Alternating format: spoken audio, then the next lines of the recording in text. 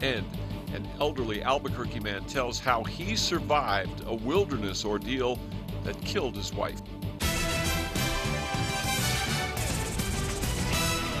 Boy Scout skills, some yarn, and just plain stubbornness all played a role in the 86-year-old man's survival. Dana Davis and his wife Betty got lost in Arizona, turned onto a remote road, and then their car broke down.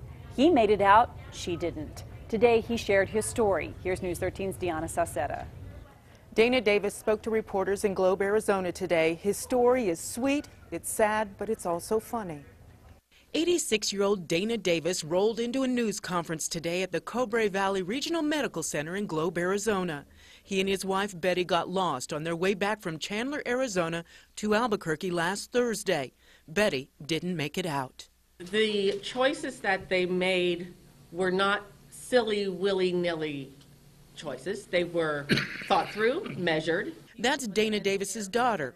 Dana told his story of survival after taking a wrong turn in Globe. And the farther we went, the narrower the road got, the rougher it got. Rocks punched a hole in the transmission and the car broke down. The couple rationed 2 sandwiches, 3 cookies, 2 candy bars, melted snow, and sat in the car. They had a full tank of gas, which they used sparingly. Monday, the gas gauge on the car says, tilt, you're practically out. Then they layered clothing and started walking, but Betty only made it 20 feet before she collapsed. I heard her breathe a little bit. Then there were 2 or 3 gasps and dead silence.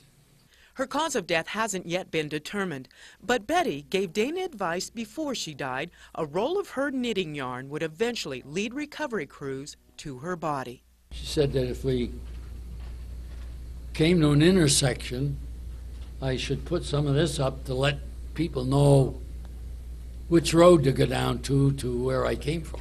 It was slow going. I go up the hill and say, oh, there's the top of it. I get to that part, and I come on up again. There's another top to it. Took me 2 hours to hike up that first hill.